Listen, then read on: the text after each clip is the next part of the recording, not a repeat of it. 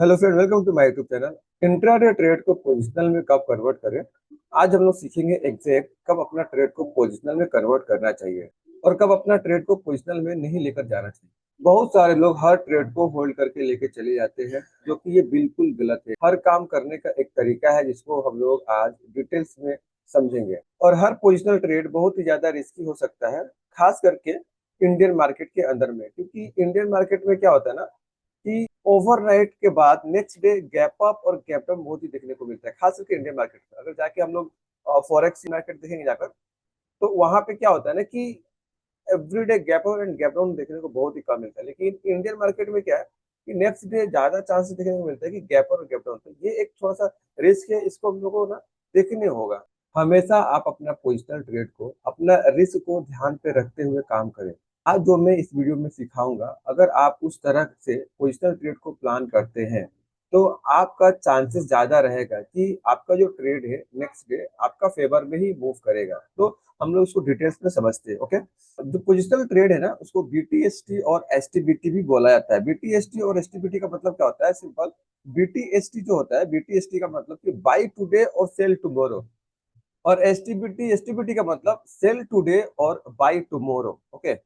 Okay, तो हम लोग ना इसको तीन पॉइंट्स में समझेंगे। सबसे पहला पॉइंट है कि अगर आप कभी पोजिशनल ट्रेड को आप प्लान कर रहे हैं ना, तो सबसे पहला काम आपका ये रहेगा कि जो भी आपका रिस्क है या क्वांटिटी साइज है, ओके, उसको सबसे पहला पॉइंट आप अगर प्लान किया कि कल का दिन हमको बीटीएसटी प्लान करना है, पोजिशनल ट्रेड को लेके जाना है, तो सबसे पहला पॉइंट ये रहेगा आपको कि जो भी आपका रिस्क है उसको, उसका क्वांटिटी है कि जो भी आपका रिस्क है उसको हाफ कर लीजिए। एग्जाम्पल, अगर हम यहाँ पे समझे, आप एक ट्रेड में 2,000 रुपए का रिस्क लेकर ट्रेड को प्लान करते हैं, तो सबसे पहला पॉइंट, अगर आप सोच रहे हैं कि मेरा ट्रेड को पोजिशन लेके जाना है कल का दिन, तो वहां पे आप पहला पॉइंट के रिस्क को कम कर लीजिए। एग्जाम्पल, मान लीजिए आपने ट्रेड लिया था आज का दिन 2,000 रुपया रिस्क लेके, तो आप क्या कीजिएगा कि उसमें से कुछ क्वांटिटी कम कर दीजिए।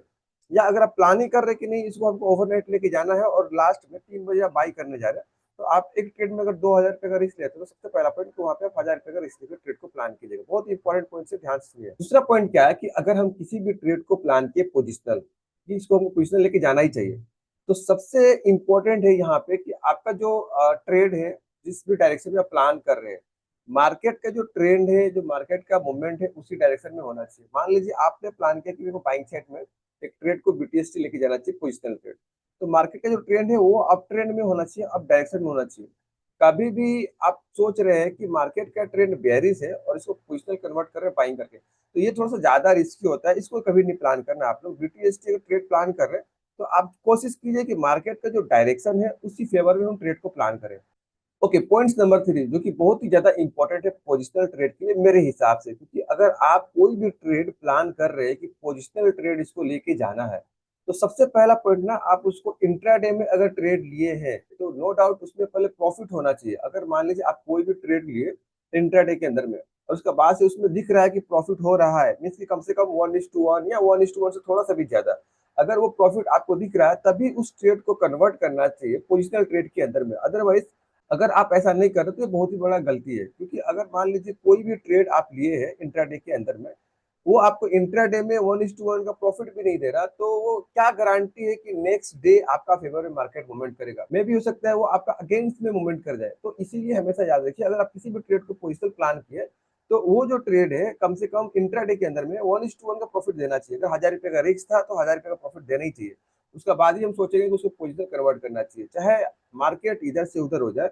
जो रूल है ना, रूल को फॉलो करना चाहिए हमेशा, ये बात याद रख लीजिए। क्लियर?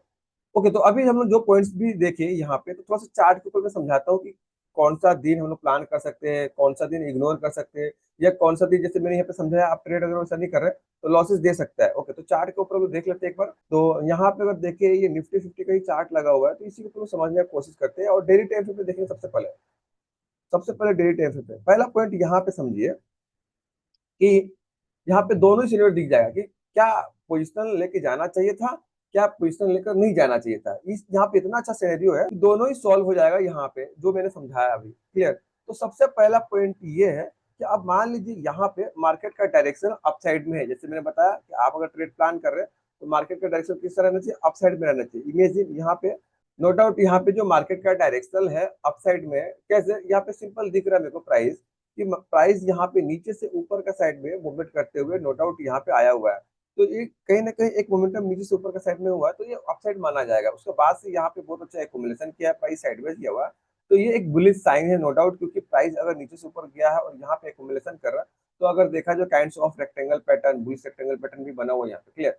तो अब मान लीजिए यहाँ पे आप ट्रेड प्लान कर रहे हो कि डायरेक्शनल लेके जाना चाहिए, तो यहाँ पे दिख रहा ये वाला दिन जब ये ब्रेकआउट कर रहा है लेवल को, ओके, जब ये ब्रेकआउट कर रहा है लेवल को, एग्जैक्ट ये वाला कैंडल दिख रहा है आपको, ये ब्रेकआउट कर रहा है लेवल को।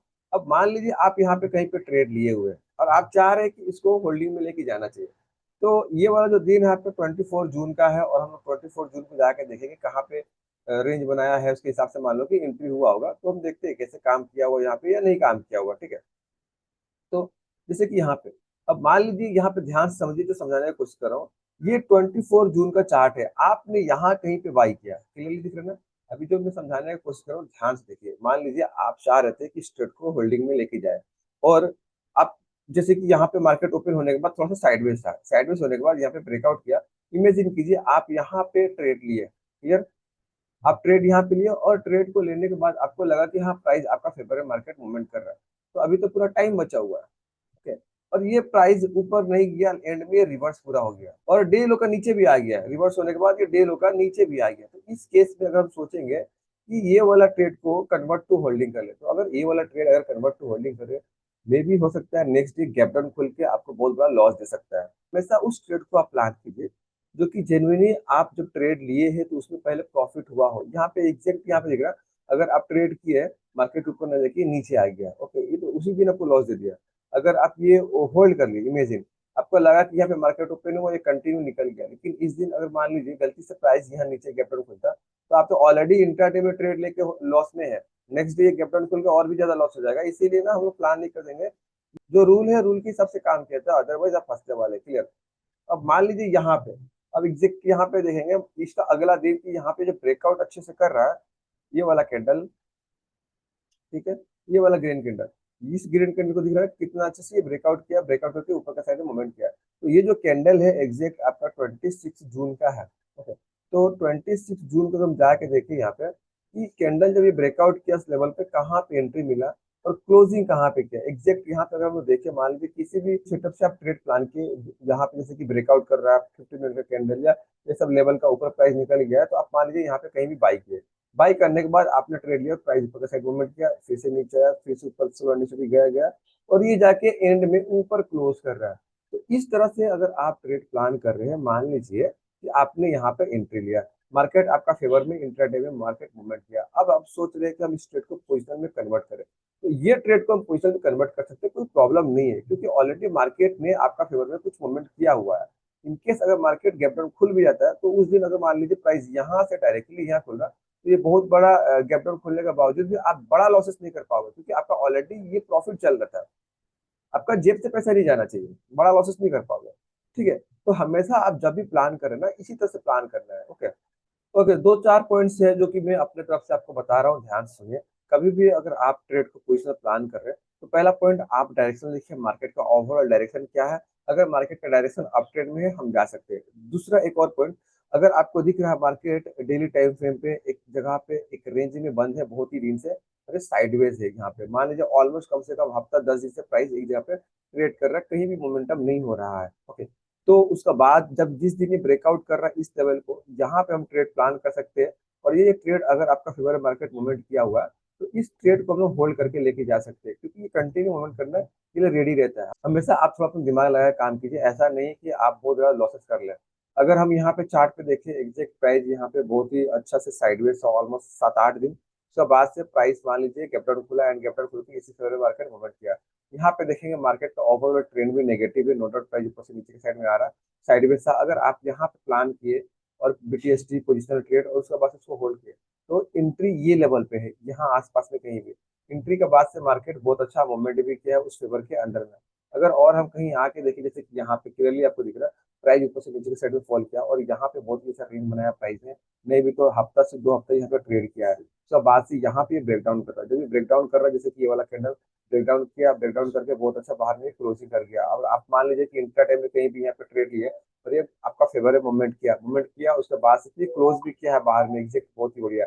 तो उसके बाद से इस ट्रेड को अगर हम होल्ड में लेके जाए कोई प्रॉब्लम नहीं, क्योंकि यहाँ पे देखोगे ना मार्केट ओपन हो रहा है उसी फेवर में, और उस कैंडल के नीचे मतलब कि ऊपर नहीं जा रहा, ये इसके नीचे धीरे धीरे आ रहा है। हमेशा याद रखिए कि जहां भी आपको साइडवेज मिल गया या डायरेक्शनल मिल गया, जैसे यहाँ भी देखेंगे प्राइस एक मोमेंट करने के बाद यहाँ पे नो डाउट साइडवेज था बहुत ही दिन, उसका बाद से ध्यान से एग्जैक्ट देखेंगे, अगर लाइनिंग ड्रॉ करके दिखाओ तो इस पॉइंट पे प्राइस ने यहाँ पे ब्रेकआउट कर रहा, ग्रीन कैंडल जो दिख रहा है आपको ये वाला बहुत ही अच्छा यहाँ पे ब्रेकआउट किया हुआ है, ये वाला green candle. Okay, daily time frame पे उसका बाद से क्या हुआ, अगर मान लीजिए यहाँ पे हम ट्रेड किए और मेरा फेवर में ये मूवमेंट किया इंट्राडे के अंदर में, तब जाके इसको हम कन्वर्ट करेंगे पोजिशनल में। उसके बाद से नो डाउट ये धीरे धीरे प्राइस ऊपर के साइड में मूवमेंट करता रहा।